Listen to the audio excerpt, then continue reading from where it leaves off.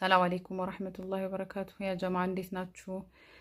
ዛሬ ረሳኢል ሚነል ቁርአን 65ኛ ፓርቲ ይዤላችሁ መጥቻለሁ። በጣም ደስ የሚል ሀሳብ ነው። ስለ ቀልብ ነው። ያው የቀልብ ጉዳይ ሀሳቡ ሰፊ ቢሆንም በተወሰነ መልኩ ያብራራውን አድሃም እንየውና የኔን ሀሳብ እጨምራለሁኝ። አዑዙ ቢላሂ ሚነ ሸይጣኒ ረጂም ወማ ተስቁጡ ሚን ወረቀቲን ኢላ ያዕለሙሃ ከቅጠልም አንዲትም አትረግፍም አላህ ሱብሓነሁ ወተዓላ የሚያውቃት ቢሆን እንጂ ይላል።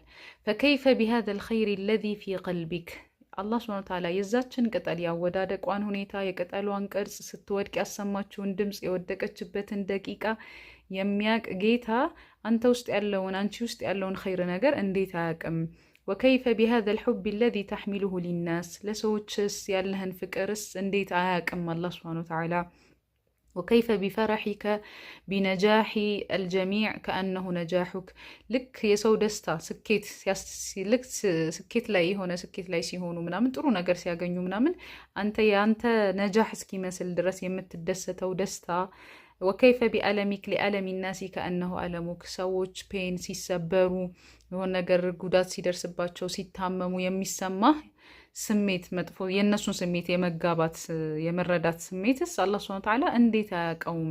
ያ ሳሒቢ ወዳጄ ሆይ ኢነላሃ ላ የንዙሩ ኢለይና ሚን ፈውቂን አላህ ሱብሓነሁ ወተዓላ ከላይ ብቻ የሚያየን ጌታ አይደለም።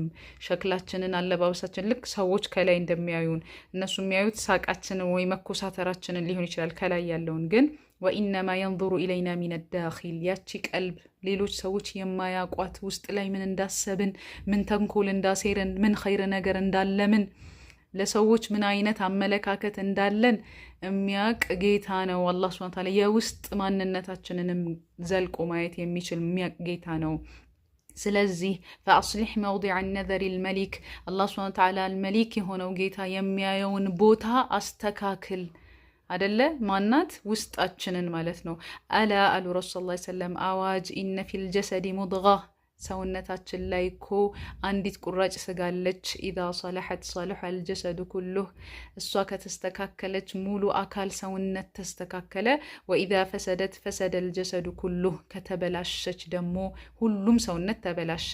አላ ወሂየ አልቀልቡ እሷ እኮ ልብ ናት አሉ ረሱል ሰለላሁ ዐለይሂ ወሰለም። አዎ በጣም ልብ በጣም ብዙ ሚና ትጫወታለች አይደለም? ወዳጅ የምትሆነው የምትጠላውም ቀልብ ናት፣ የምትሰበርም ናት አይደለ?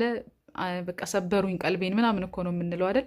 ለመስጠትም እጃችንን ለመዘርጋትም ልባችንን እናስፋ ነው አይደል የምንለው? እጅ ሊሰጥ ልባ ካልሰፋ ምን ዋጋ አለው እንላለን። ልባችን ላይ እንዲሁ ደግሞ በአካል ከላይ ከምናሳየው ሐረካ ውስጥ ላይ ደግሞ ሌላ ነገር የምትይዘው ነገር አላት። ትታመማለች፣ ትደርቃለች አይደለ? ثم قست قلوبكم من بعد ذلك ይላል አላህ ሱብሓነሁ ወተዓላ። ትደርቃለች፣ ከዛ በኋላ ደግሞ ትደገድጋለች። ከላ በራነ ዐላ ቁሉብሂም ሰፊ ነው የቀልብ ኢሹ።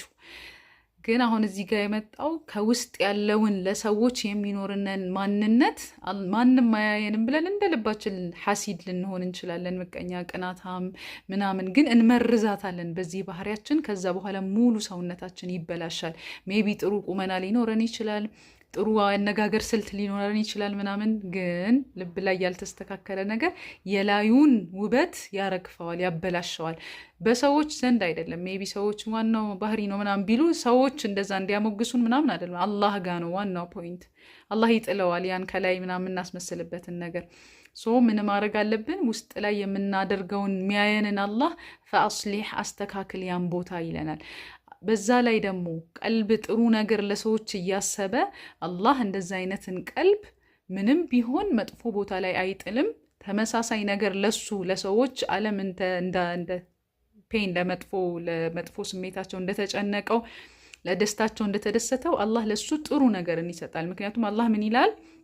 ኢነላሃ ላ ዩዲዑ አጅረ አልሙሕሲኒን አላህ የመልካም ሰሪዎችን ምንዳ አያጠፋም ይለናል። ያ ማለት መልካም ነገርን የሚያስብ ሰው የሚያሳምርን ሰው አላህ ለሱ በምንም ታሪክ ሜቢ ዱንያ ላይ ገጭጓ ያለ ህይወት ሊኖረው ይችላል፣ ፈተናም ሊሞክረው ማለት ነው። ግን በምንም ታሪክ ምንዳውን ሳይሰጠው ፊት ዱንያ ወልአኺራ ሳያስተካክልለት አይተወውም ማለት ነው፣ ችላ አይለውም።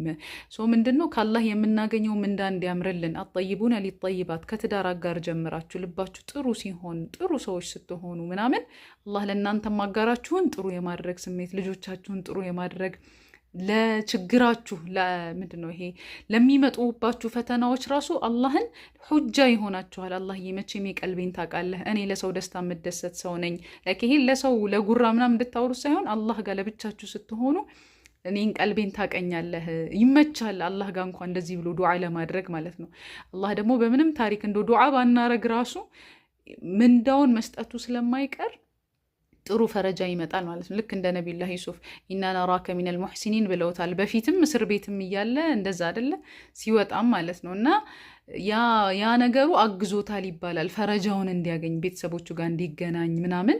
ምንድን ያገዘው መልካም ሰው የመሆኑ አላህ ለሱ ፈተናዎች ቢኖሩም ዱንያ ላይ ግን የሆነ ሰዓት ላይ ምንዳውን የሚሰጥበት የሚሸልምበት ጊዜ አለው። ስለዚህ ያን ሽልማት ለመወፈቅም ጥሩ ነገር ፊት ዱንያ ወልአኺራ ለማግኘትም ሀያታችንም እንዲስተካከል ለሰዎች ጥሩ የሆነች ቀልብ ሊኖረን ይገባል። አደለ አስመሳዮች መሆን የለብንም። በቃ የሆነ ከላይ እየሳቅን በውስጣችን ሴራ የምናስብ ሰዎች ልንሆን አይገባም። ያ ነገር ደግሞ በተመሳሳይ ጀዛችንን እናገኘዋለን አይደል? መጥፎ ባሰብን ቁጥር ምንድነው ጥሩ መሆን ለራስ ነው የሚሏት አባባል አለች አይደለ? በቃ ለምን መጥፎ ከሆነ ዞሮ እኛኑ ነው የሆነ ነገር ላይ አታክስ ያደርገን ያለን። በጊዜው ላይ ይወራረድ ይችላል። መጥፎ ነገሮች ስንሰራ ስናስብ ምናምን ሜቢ በዛ ሰዓት ጥሩ የሚመስሉ ነገሮችን የተወፈቅን ሊመስለን ይችላል። እያደር አላህ አይረሳም አይደለ? አመት ጠብቆ የሆነ ነገር እንሆናለን። 2 ዓመት ጠብቆ 10 ዓመት የአመሻሽ የህይወት የእድሜያችን አመሻሽ ላይ ራሱ የምናያቸው ብዙ መጥፎ ነገሮች ይኖራሉ። በዛው ልክ ጥሩ ነገሮች የምናያለን። እና ዋናው ደግሞ ዱንያም ተመቸን አልተመቸን አይደለም፣ አኼራ እዛማ ይፋቀው ሀገር ጉዳዮች የማይስተካከሉበት ይሄን ልቀንሰው ይሄንን እሺ ጥሩ ሰርቼ ልምጣ ምናምን ማንልበት አገር ላይ አለመዋረድ ነው ዋናው ፖይንት። እዛ ላይ አላህ በምንም ታሪክ ኢነላህ ላ ዩዲዑ አጅረል ሙሕሲኒን ነው። አላሁመ ጅዐል ቀልቢ ቀልበን ሰሊመን የሚለውን ዱዓ እያዘወተርን ልባችንን ከመጥፎ ነገሮች ለማጠብ ለማጽዳት፣ ካደረቋት ነገሮች ካበላሿት፣ ከመረዟት፣ ህመም እንዲሰማት ካደረጓት ነገሮች እያጸዳን መምጣት አለብን ይለናል። ኢንሻአላህ አላህ ደግሞ ቀልበን ሰሊም የሆነችን ቀልብ ይወፍቀን። የዛሬው ሀሳብ ይሄን ይመስላል። እናንተም የራሳችሁን ሀሳብ ጨምራችሁ ማየት ትችላላችሁ። ሰላም አለይኩም ወረሕመቱላሂ ወበረካቱሁ።